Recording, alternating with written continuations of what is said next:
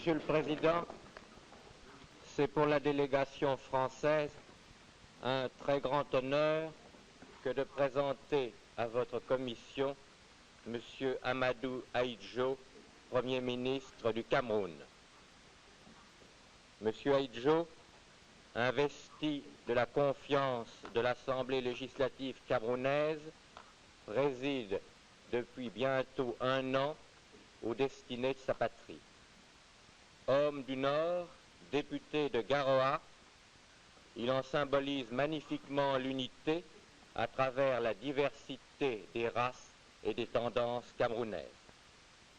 Il a bien voulu interrompre les débats de l'Assemblée du Cameroun qui, comme vous le savez, examine actuellement le nouveau projet de statut qui lui est soumis par le gouvernement camerounais pour venir à New York en compagnie du ministre des Transports, M.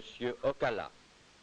Il répond ainsi aux vœux exprimés par un très grand nombre de délégations de cette commission qui ont voulu connaître par la bouche d'un Camerounais responsable, chef du gouvernement camerounais, quelle perspective s'offrait actuellement aux populations du Cameroun.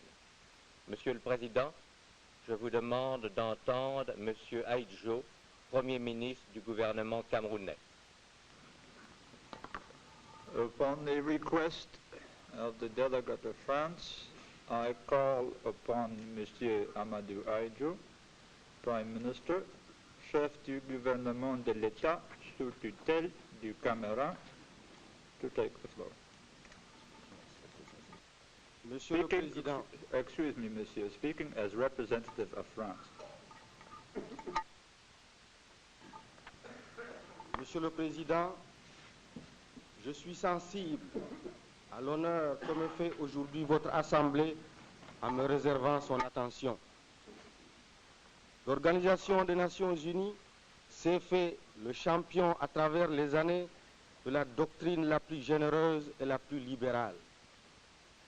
Ma présence ici, celle du Premier ministre d'un État sous tutelle, en est le meilleur témoignage. Je voudrais donc, avant d'entamer mon propos, vous remercier au nom du Cameroun de vous apporter le salut cordial d'un pays que vous adoptiez voici 12 ans pour le confier à l'administration de la France et qui apprécie l'attention bienveillante dont il a été l'objet de votre part.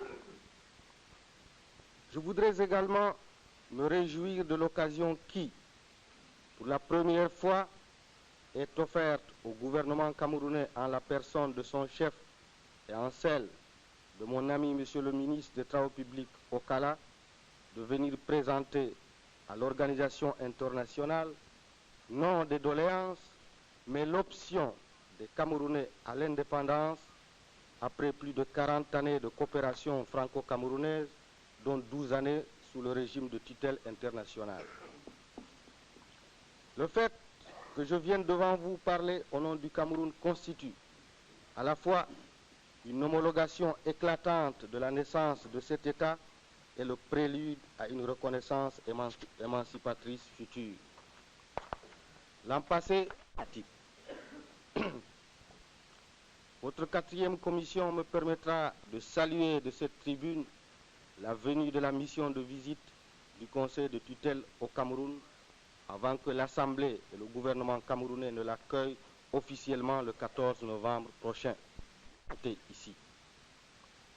Il me plaît enfin de souligner, et je suis convaincu de votre acquiescement, que je viens appuyer la déclaration que la France vous a présentée en parfait accord avec l'Assemblée législative et le gouvernement camerounais, fixant la levée de tutelle sur le Cameroun simultanément avec la proclamation de son indépendance le 1er janvier 1960.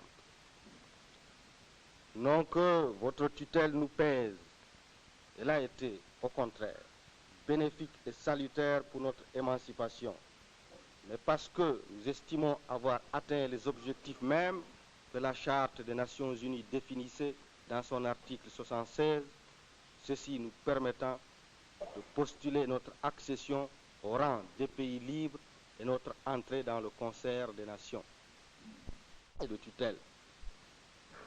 Certes, en ce qui nous concerne, nous n'avons pas toujours été d'accord avec le gouvernement français, mais nous reconnaissons ses mérites. On a souvent tendance à suspecter la bonne foi des Africains qui reconnaissent les bienfaits de l'œuvre française au Cameroun ou ailleurs. Nous sommes, quant à nous, de ceux qui rendent hommage à la France pour son œuvre et n'hésitent pas à exprimer franchement leurs critiques quand nous sommes en désaccord. Au demeurant, si la France doit légitimement être fière des résultats de sa mission au Cameroun, nous pensons que cette fierté doit être partagée avec votre organisation. Pour notre part, pays, je voudrais souligner cependant que ma présence ici a un tout autre sens, une toute autre portée que celle de n'importe quel pétitionnaire. Le Cameroun, en effet, possède aujourd'hui une assemblée issue du suffrage universel et un gouvernement dont je m'honore d'être devant vous le porte-parole. La lourde charge que j'ai acceptée en tant que chef du gouvernement, parce que pleinement conscient de mon devoir de citoyen, m'impose de tenir devant vous un langage différent et au lieu d'entreprendre une polémique inutile avec ceux des Camerounais qui m'ont précédé, je préfère vous décrire simplement la situation au Cameroun sous ses aspects les plus concrets. Rien n'était. Si, comme l'a reconnu le Conseil de tutelle, en témoignant à plusieurs reprises de sa satisfaction à la puissance tutrice et aux autorités camerounaises, les principes étaient bons, leur application a été non moins excellente et je l'espère, la mission de visite qui arrive en ce moment au Cameroun en portera témoignage. Au cours de sa première session, l'Assemblée législative camerounaise adopta 49 lois et le gouvernement prit 213 décrets dans les domaines les plus divers. Seul un de ces textes a fait l'objet d'une demande de seconde lecture de la part du Haut-Commissariat, ce qui prouve le sérieux et l'esprit démocratique dans lequel ont travaillé le gouvernement et l'Assemblée camerounaise. Les bases nécessaires à la gestion complète de ces affaires ont, au cours de cette période, été jetées par le gouvernement camerounais. L'équilibre financier sans lequel, nous en avons pleine conscience, il n'y a pas d'indépendance réelle possible, a été recherché par tous les moyens en entreprenant et en favorisant toutes les actions susceptibles d'assainir la vie économique et en recherchant toujours plus de justice et plus d'efficacité dans la législation fiscale. Évidemment, il serait présomptueux pour un pays en voie de développement de prétendre se passer d'une aide extérieure, aussi la souhaitons-nous vivement. Mais il serait d'une grande imprudence de compter sur l'assistance étrangère pour équilibrer nos budgets de fonctionnement. À 57. Le 12 juin 1958, l'Assemblée législative, utilisant la procédure prévue dans le statut à l'article 57, votait une résolution invitant le gouvernement camerounais à demander au gouvernement français de reconnaître l'option du Cameroun pour l'indépendance, d'établir un statut d'autonomie interne totale, de maintenir sa tutelle jusqu'à l'accession à l'indépendance. Le gouvernement français donna son accord de principe au terme de cette résolution et définit en accord avec le gouvernement camerounais les lignes du nouveau statut que l'Assemblée examine actuellement. Conformément au terme de la résolution de l'Assemblée, ce texte s'articule autour de 3 idées principales. La reconnaissance de l'option du Cameroun pour l'indépendance est clairement exprimée dans le préambule qui souligne que la France prendra toutes mesures propres à favoriser l'évolution du Cameroun vers l'indépendance et affirme que le statut présenté marque la dernière étape de l'évolution des institutions avant la levée de la tutelle qui interviendra dans les conditions prévues par la Charte des Nations Unies et l'accord de tutelle. le transfert des compétences de la République française en matière de justice, de maintien de l'ordre, d'enseignement secondaire et supérieur trace les limites de l'autonomie interne totale qui avait été demandée. La nationalité camerounaise est reconnue. La législation interne, l'administration et les juridictions seront camerounaises. La France n'exerce plus ses responsabilités que dans les domaines de la défense, des relations extérieures et de la monnaie. Il y a lieu de souligner du reste que même dans ce domaine, des conventions ont aménagé la coopération et l'association des gouvernements français et camerounais. Le régime politique qui était déjà prévu par le statut de 1957 comme un régime de type parlementaire est précisé et définit les rapports de l'exécutif et du législatif ainsi que l'indépendance de l'autorité judiciaire. Le haut-commissaire n'intervient plus que pour la désignation du Premier ministre appelé à recevoir l'investiture de l'Assemblée. Il s'agit bien là d'un système qui apporte aux Camerounais la pleine responsabilité de la gestion de leurs affaires intérieures. L'expérience a prouvé qu'ils en étaient dignes. La puissance tutrice n'a pas fait de difficulté pour le reconnaître. Cependant, la tutelle continue à être exercée comme précédemment par le jeu, la seconde lecture et de l'annulation des textes contraires aux statuts et aux conventions internationales. Le 1er janvier 1959, à la veille d'accéder à son indépendance, le Cameroun connaîtra donc un régime de pleine autonomie. Il n'appartiendra qu'au seul peuple camerounais, aux seules autorités camerounaises, de se prononcer sur les affaires intérieures du Cameroun, d'apprécier l'opportunité de réformes éventuelles, d'assurer l'exercice de la démocratie, de juger les coupables et d'administrer le pardon. Je suis ici le porte-parole du Cameroun et je remplis le mandat qui m'a été confié par l'Assemblée de mon pays. Je demande à l'Assemblée générale des Nations unies de bien vouloir considérer le niveau d'évolution politique, économique et sociale du Cameroun tel qu'en font état les rapports des missions de visite et du conseil de tutelle, de constater le résultat d'une expérience d'autogestion qui dure depuis bientôt 2 ans, de reconnaître la volonté démocratique qui anime les dirigeants camerounais dans l'esprit de la Charte des Nations Unies et d'envisager favorablement de prendre, dans les délais les plus brefs, les mesures appropriées pour permettre la levée de la tutelle à la date que nous avons choisie pour notre indépendance. Nous souhaitons en outre que les populations du Cameroun sous tutelle britannique, séparées dans un passé récent de la communauté camerounaise, soient consultées elles aussi sur leur avenir et sur leur volonté de nous rejoindre.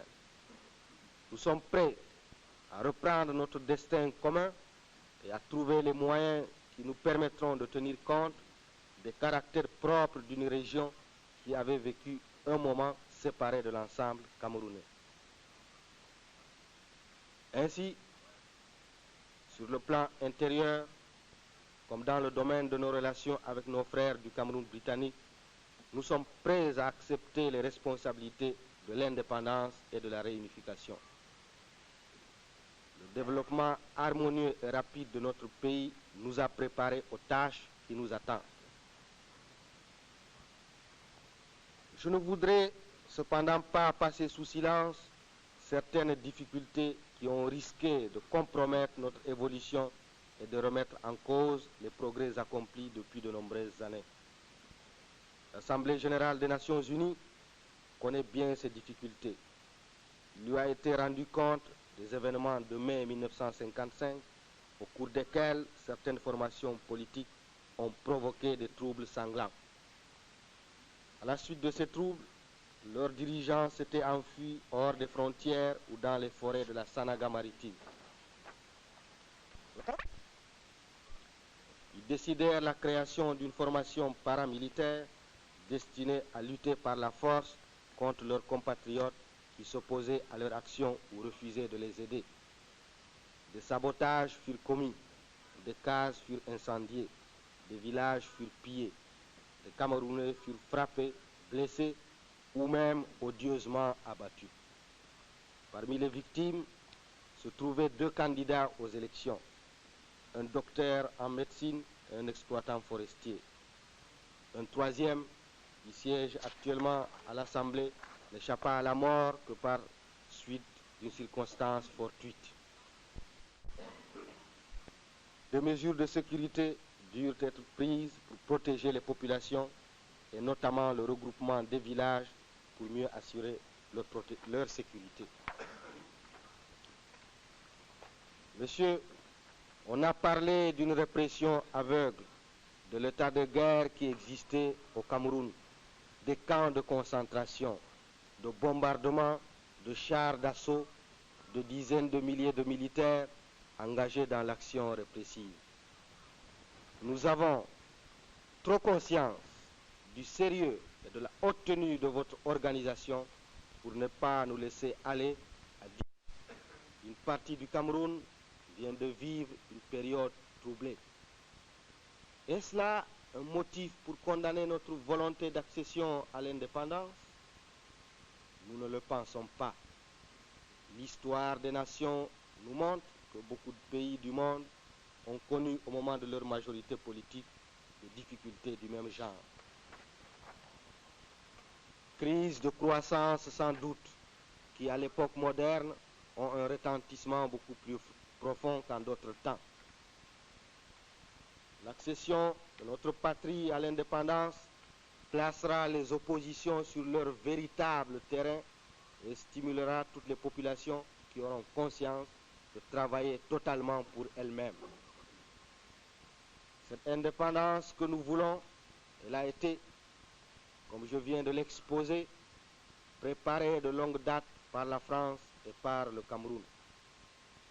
Les assemblées successives ont formé un personnel politique compétent et conscient de ses responsabilités. Des conseils municipaux ont répandu jusque dans les campagnes le sens de la chose publique. Les cadres autochtones qualifiés constituent les corps de la fonction publique camerounaise. Le Cameroun se sent digne et capable d'assumer valablement son indépendance. Nous nous permettons d'appeler votre attention sur la rapidité de l'évolution des peuples d'Afrique. 1960 fera date dans l'histoire de l'Afrique. La Somalie, la Nigeria et, plus près de nous, le Togo, suivront le Ghana et la Guinée sur la voie de l'indépendance. Le Cameroun est soucieux de n'être pas en retard dans le succès, alors qu'il n'a pas le sentiment de l'avoir été dans l'effort. Le Cameroun est prêt à affronter les dures tâches qui l'attendent. Il est conscient des sacrifices qu'il devra demander à ses enfants, mais il a confiance dans son destin et sera fier de son indépendance.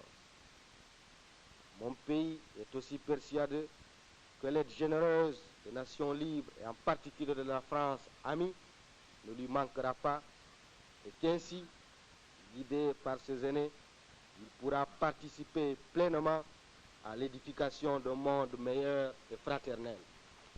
Le jour, le gouvernement camerounais, par ma voix, a tenu à vous apporter un message exprimant l'espoir que nous mettons à l'Organisation des Nations Unies.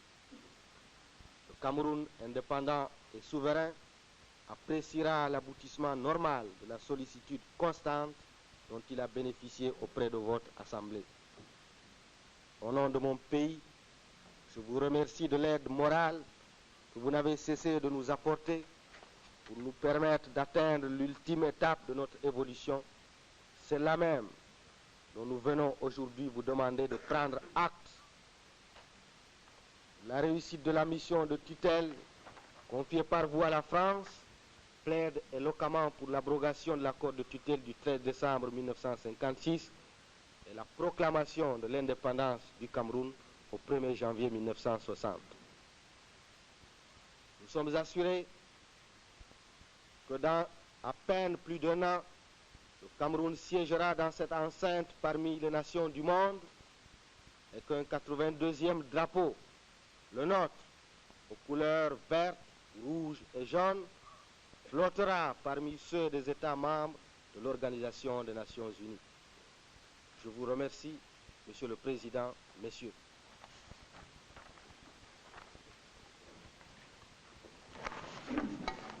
The committee has heard the statement of Monsieur Aidjo made on behalf of the French delegation, and I now call upon the representative of Israel. Thank you, Mr. Chairman. I should like, through you, to request the distribution of the statement just made by His Excellency Mr. Amadou Ahidja, the Prime Minister of the Cameroons, as a United Nations document. If there's no objection. If the representative